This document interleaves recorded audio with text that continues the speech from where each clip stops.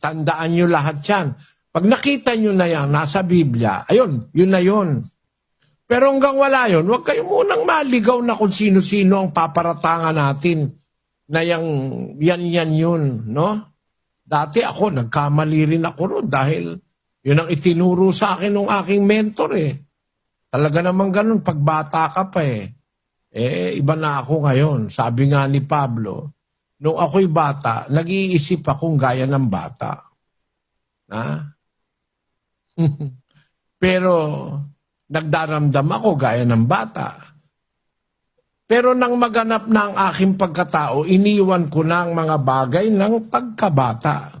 Ayun. Kaya ganun talaga, pag bata ka, kung ano yung sabihin sa'yo, turo sa'yo, naniniwala ka. Ngayon, turo mo sa akin yan, hindi ako maniniwala. Alam mo kung bakit, Brad Josel? Bakit po, Brad Eli? Meron nga kasamang tanda eh. May tanda eh. May meron siyang magagawang tanda. Yung Antikristo na yan. Yan. Para yan, i-focus mo sa Papa sa Roma. Mali yan.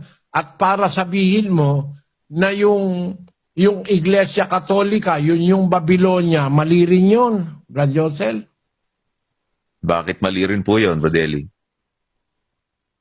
Kasi yung dakilang Babylonia, yan ang ina ng mga patutot at mga kasuklam-suklam sa lupa. Hindi naman ang Iglesia Katolika ang nauna eh.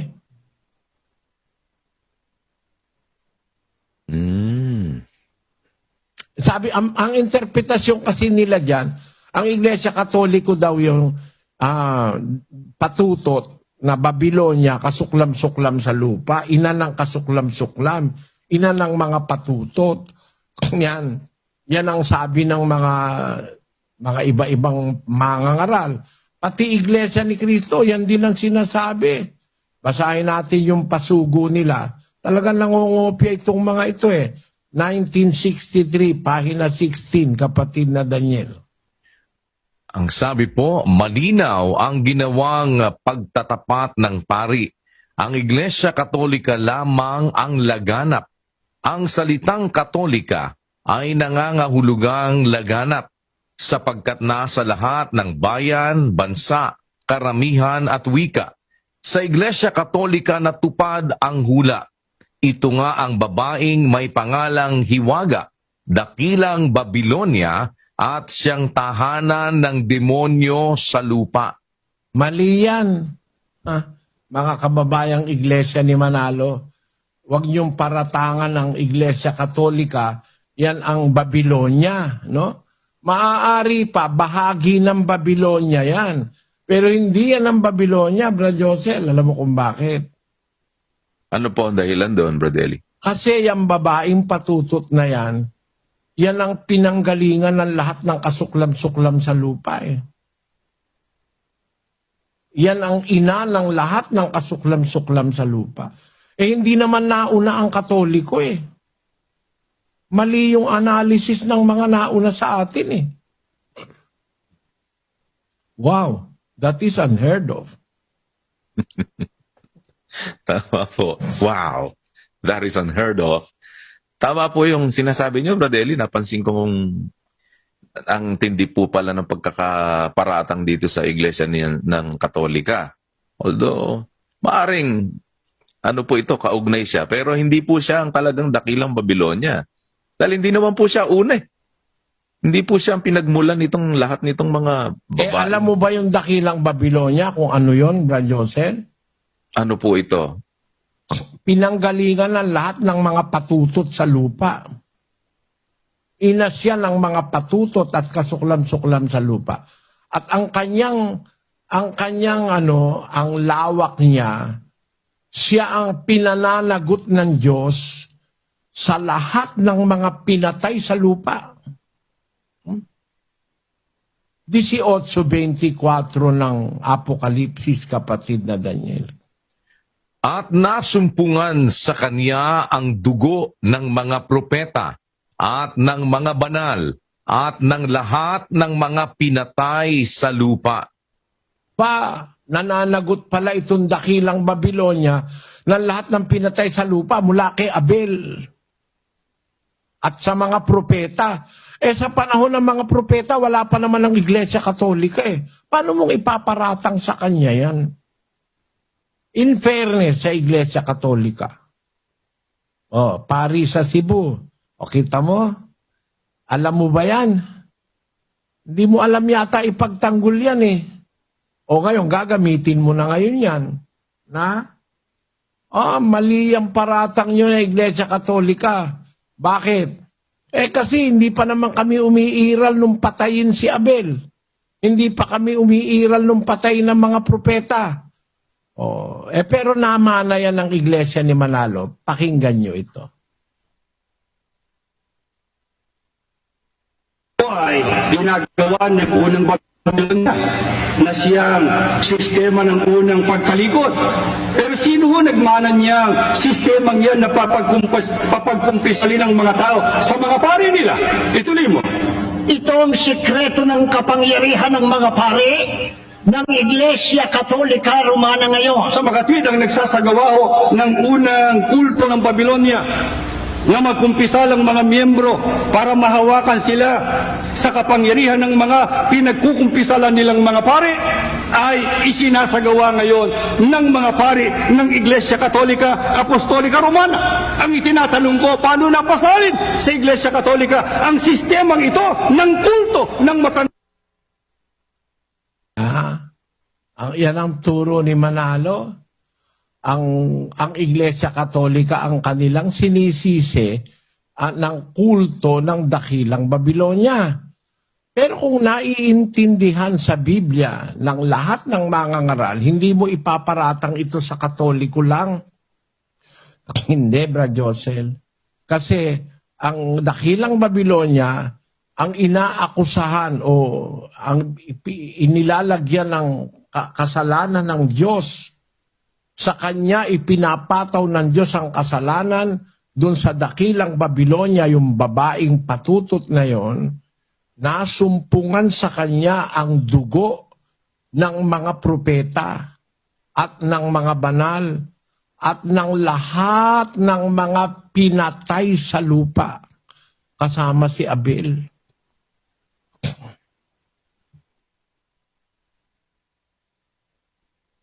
Kapatid na Daniel. Putol po kayo, kapatid na Eli. Napansin mo yon, kapatid na Daniel? Opo, kapatid na Eli. Nasumpungan sa kanya ang dugo ng mga propeta at ng mga banal, ng lahat ng mga pinatay sa lupa. Kasama po si Abel, kapatid na Eli. Ang dugo ng mga propeta. Si Abel, propeta yan At lahat ng mga banal, kasama rin si Abel doon sa mga banal. At ng lahat ng mga pinatay sa lupa, kasama rin si Abel doon. Paanong Iglesia Katolika yan? Wala pang Katoliko nung siya panahon ni Abel. Kaya kilala mo ngayon kung anong dakilang Babylonia, Bra Josel? Hindi po Iglesia Katolika, Brother Eli. Hindi po mayaatang sa Iglesia Katolika yun Pero sino po yun? Ayan. Yan ang sinasabi ko sa iyo. Kaya ako, yung itinuro na yun ng kapatid na Perez, namana kay Manalo, nama naman ni Manalo sa Badista, ay iniwanan ko yun. At hindi naman ako nahihiya na aminin ko sa harap ng bayan na yung itinuro sa akin na yun nung ako'y bata pa, mali yun. Mali talaga yun. Bakit? Meron namang hula sa Biblia 29:24 ng Isayas.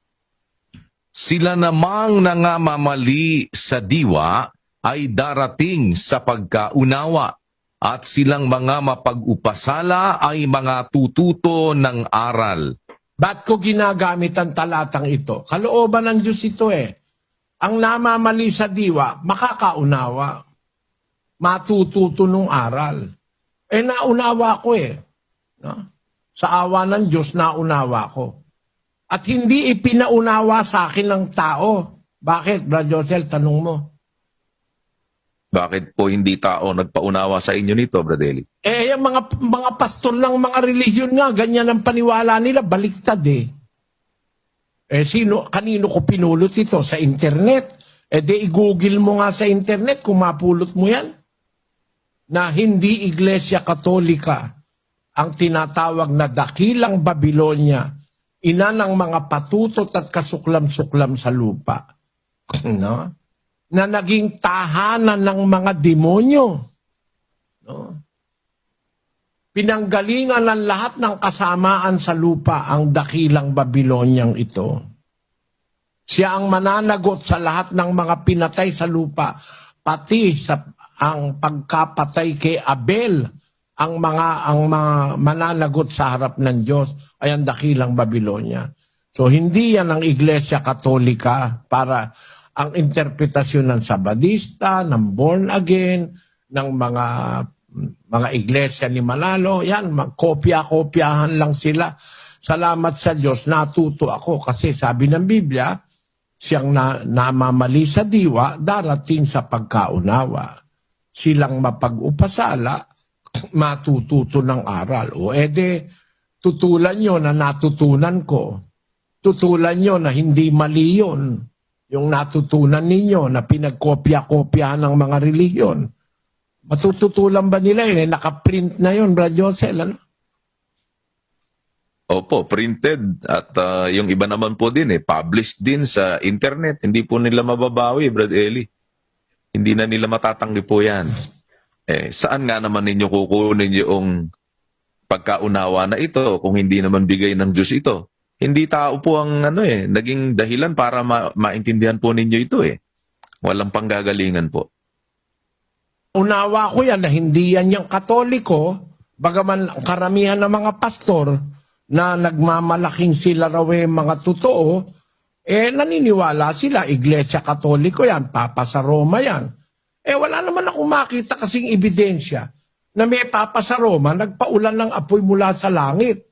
At meron ng larawan na pinagsalita ang mga Papa sa Roma at pagkatapos nagbigay na ng ang Papa sa Roma ng ininga sa larawan ng hayop para makapangusap ang hayop.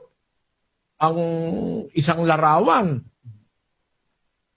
Mag-isip ka, Brad Josel, may available ba sa written history na may Papa sa Roma na nagpaulan ng sa langit? Nagpaulan ng apoy mula sa langit? May Papa sa Roma ba na nakapagbigay na ng hininga sa larawan? At meron bang Papa sa Roma na sinasamba na ng Katoliko? Dahil pag hindi sinamba, papatayin. Meron na Wala ba ng po. Brad Josel? Wala po niyan, Brad Eli. Ako naman ay dating Katoliko rin po kaya hindi naman po malilingid sa akin yan. Pero wala po ako nakitang ganun. Hindi sinasamba yung larawan ng Papa, hindi pa siya nagpagawa ng larawan niya para sambahin at malagyan ng hininga yung larawan na yon at yun ay nakapagsasalita, nakapag-uutos. Wala pa pong ganun. At maging yung sinasabi nga pong kapangyarihan na magagawa noong Antikristo, na makapagpapababa po ng apoy galing sa langit sa paningin ng mga tao, wala pong ganyan. May ibang milagrong ginagawa yung mga pare, yung mga papa, pero hindi ganong milagro po. Oo, Milagro nila mga kalokohan. May milagro ang mga pare. Yun lang bangko sa Batikano, maraming milagrong nangyari ron May money laundering na nababasa ako nangyari doon Kaya nga may mga sinuspending mga trabahador doon, mga opisyal doon Meron ding milagro na mga madre, bigla na lang lalaki ang tiyan. Yung pala'y buntis. Ay, milagro rin nila yon ng mga pare, di ba? At marami pang ibang milagro. Pero milagro yung sinasabi na gagawin ng Antikristo, di pa naman nila nagagawa kahit pare, kahit papa, kahit kardinal, wala pa nakakagawa nun. Para paratangan mo sila yon, maghintay ka. Yung hindi kasi pagkaunawa sa salita ng Diyos, Yun ang nagbibigay ng presumption na hindi totoo eh. Kasi kung mauunawa mo yung salita ng Diyos na tungkol doon sa Antikristo, ang sabi, ihahayag yun. Basahin natin sa Tesalonika. Ihahayag siya sa kanyang kapanahunan.